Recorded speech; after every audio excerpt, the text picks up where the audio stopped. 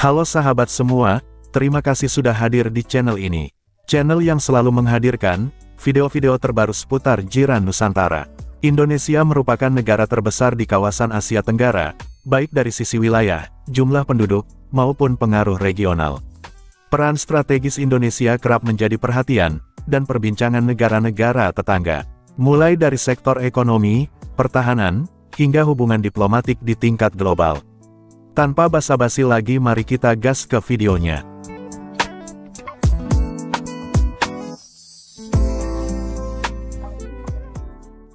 Indonesia mengumumkan semua isu utama dalam rundingan perdagangan dengan Amerika Syarikat telah diselesaikan dengan perjanjian dicangka dimeterai pada akhir Januari ini. Perjanjian itu akan ditandatangani oleh Presiden Indonesia Prabowo Subianto dan Presiden Amerika Syarikat Donald Trump. Menteri Penyelarasan Ehwal Ekonomi Indonesia, Airlangga Hartarto, berkata kedua-dua negara telah mencapai kesepakatan terhadap isu-isu penting dalam draft perjanjian perdagangan yang melindungi kepentingan bersama. Beliau berkata demikian selepas mengadakan pertemuan dengan Wakil Perdagangan Amerika Syarikat di Washington. Amerika Syarikat bersetuju mengecualikan tarif ke atas beberapa produk utama Indonesia, termasuk minyak sawit, kopi dan teh. Namun Airlangga menegaskan perjanjian berkenaan tidak menyekat sebarang dasar Indonesia dan memberi manfaat ekonomi secara seimbang kepada kedua-dua negara. Presiden Prabowo dijangka mengadakan lawatan rasmi ke Amerika Syarikat pada hujung Januari bagi memutamatkan perjanjian itu.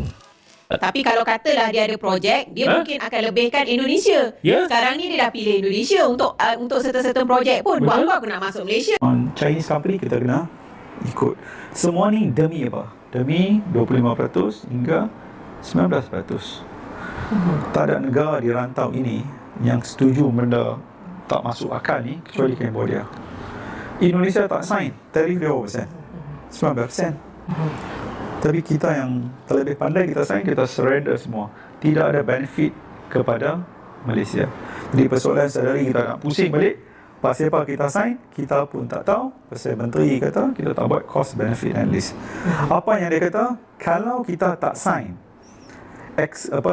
kita akan dikenakan tarif, ekspor berjumlah 200 bilion kepada Amerika tak boleh diekspor. Itu satu kenyataan yang tidak bertanggungjawab. Sebab apa? Dia sebut angka 200 bilion, ini keseluruhan ekspor kita kepada Amerika. Dalam arti kata lain, menteri, dia tadi menteri dah, dia dah habis dah. Kalau kita tak sign, satu benda seduit pun, ekspor kita tak boleh masuk Amerika. Itu tidak masuk akal. Jadi apa benefit, tidak tahu. Doktor dah buat kritikan bahawa art ni sebenarnya berat sebelah. Macam doktor cakap tadi, bekas Menteri MITI Tengku Zafrul kata kalau kita tak buat tu, kita akan menjejaskan akses ekspor Malaysia ke AS yang bernilai 200 bilion yang boleh menjejaskan pertumbuhan ekonomi sebanyak 1.2%. Dan menurut pandangan doktor, adakah doktor merasakan kedudukan Malaysia adalah lebih baik jika tidak memeterai art dan menghadapi tarif yang lebih tinggi berbanding menandatangani art dan menghadapi klausa-klausa yang mengikat di dalam perjanjian ini? So, dua benda yang Fatih tanya. Satu, adakah betul kalau kita tak sign, menteri kata dia akan memberi kesan 200 bilion kita tak boleh ekspor. So, jawapan itu tak betul. Jawapan menteri itu, bekas menteri itu tak betul. Dia kata kalau kita tak sign, seduit pun ekspor kita tak boleh masuk Amerika. Tak masuk akal. Tak ada satu negara pun yang Amerika totally block. Not even China. China product still can go to America. His argument, kita tak sign, satu benda pun tak boleh masuk. Itu tidak masuk akal dan tidak pernah berlaku. Amerika pun tidak pernah buat. Itu satu. Kedua, kalau kita tak sign, kita mendapat tekanan. Soalan kedua tadi kan, daripada 25 hingga 19. Macam tadi saya kata, Indonesia pun tak sign, dapat 19 juga. Ini benda yang kita akan negotiate, because strategi negara-negara ni they want to kick the can down the road pelan-pelan. Because bila you buat tarif ni, tekanan ni kepada siapa? Siapa kena bayar? Mostly kalau Amerika yang impose tarif kita, barang masuk Amerika barang mahal ya. Mengapa negara-negara serantau yang lain masih belum menandatangani perjanjian ini? Dia lagi pandai daripada kita. Dah sambung sikit. Diorang mengambil langkah yang selamat lah kiranya, doktor? Bukan langkah selamat, langkah yang bijak. Mereka pandai daripada kita. Kita semua kita bagi kepada Amerika. Apa yang kita dapat? Daripada 25 hingga 19. Even yang dia kata 0%, 1711 produk kita kosong tarif. Apa yang kosong tarif? Kita punya minyak masak, kita punya minyak sawit, kita punya getah, kita punya nanah, pisang, durian, nyok, halia, ubi kayu, semua ni kosong. So negara lain dia lagi bijak.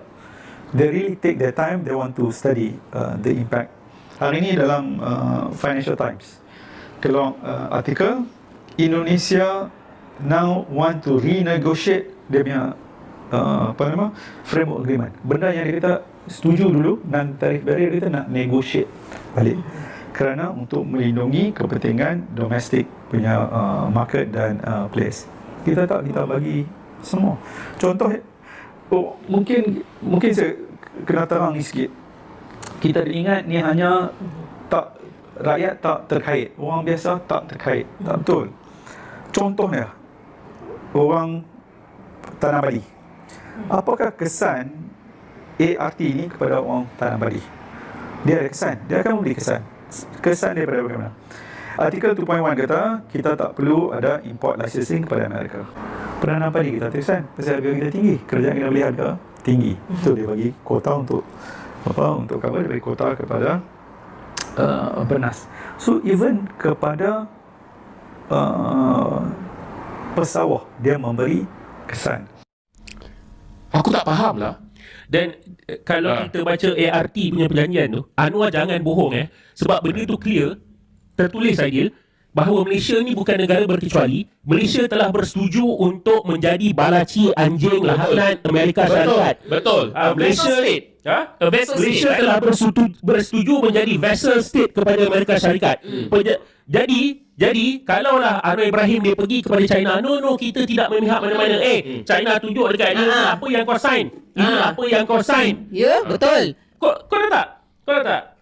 Apa yang Anwar sign itu ideal tadi Richard bagi keluar dekat DH. Aku cari China Daily. Ni China ni. China raises serious concern. Yes, Anas. Serious some part of Malaysia trade deal. Betul. Secara ekonomi, sama ada dia kurangkan pelaburan, lepas tu dia tarik balik projek, projek mega apa semua, ataupun dia mungkinlah dia tak putuskan hubungan dengan China. Tapi kalau katalah dia ada projek, dia mungkin akan lebihkan Indonesia. Sekarang ni dia dah pilih Indonesia untuk certain projek pun. Buat apa aku nak masuk Malaysia? Sampai di sini video kali ini. Terima kasih sudah menonton video ini sampai akhir. Semoga sahabat semua diberikan kesehatan, panjang umur, sehat selalu, jaya di laut, darat, dan udara. Dukung terus channel ini, dan nantikan video-video terbaru lainnya. Sampai jumpa di video berikutnya.